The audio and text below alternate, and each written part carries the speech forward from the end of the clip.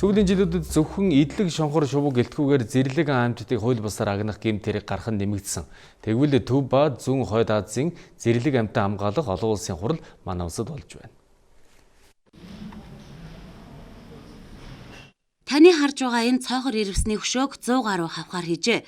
Судалгаанаас үзэхэд нэг хавхаар хамгийн багадаа 10 зэрлэг амьтан барьдаг байна. Зэрлэг амьтдыг хавхаар барьж гэмтээдэг, урих тавьж хууль бусаар агнадаг зөрчил сүүлийн жилүүдэд нэмэгдсэн байна. Энэ удаагийн олон улсын хуралд гадны 30 гаруй судлаач, байгаль хамгаалагчид оролцсон зэрлэг амьтныг хамгаалахын тулд хэрхэн хамтран ажиллахаа ярьж байна. Хууль бус хулгайн анги бууруулахын тулд байгаль хамгаалагчдын тоог нэмж тэдний нийгмийн асуудлыг шийдэх ёстой. Мөн зарим зэрлэг амьтан өөр улс орны хил давх нь их байдаг. Тийм учраас улс орнууд хоорондоо хамтран ажиллах хэрэгцээ шаардлага гарч байна.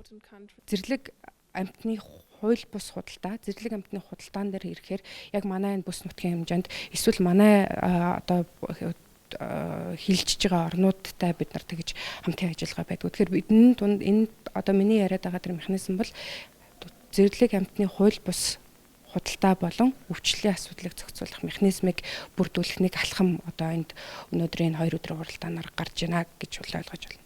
Манай улс 1995 онд зэрлэг амьтан ба Ургамлын аймгийн ховорцсон зүйлийг олон улсын хэмжээнд худалдаалах тухай Вашингтоны конвенцэд нэгдсэн юм. За тиймээс ч үүргээ биелүүлж ховор ан амьтдаа хэрхэн хамгаалах зорилгоо тодорхойлж байна гэж хуралд оролцогчид хэлж байсан юм а.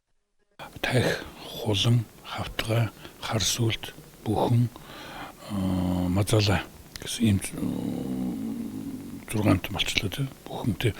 Энэ 6 амтныг хэрвээ хамгаалж чадах юм бол одоо манай Монголын нэр нүүр болсон говийн экосистемийг тэр чигээр нь хамгаалах боломжтой юм а гэсэн. Тэгэхээр үүнийгээ бид нар болохоор зөвхөн дангаараа өөрсдөө ингээ хамгаалах ажил бол биш. Яг тэгж байгаа гэхээр энэ амьтад чинь хил давж нүүдэлдэг амьтад байна тийм ээ, нааш цааш орж гарна. Тэгэхээр энэ ямар хамтын ажиллагаа хэрэгтэй вэ гэхээр ерөөсөө л олон улсын хамтын ажиллагаа. Энэ бол хоёр талын хамтын ажиллагаа байж болно хятад улстай тийм ээ.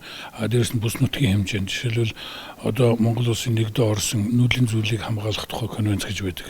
Тэр конвенцийн хүрээнд гарсан нэг санаачлага бол Төв Азийн хөгтөн амьтдыг хамгаалах санаачлага гэж байдаг байхгүй.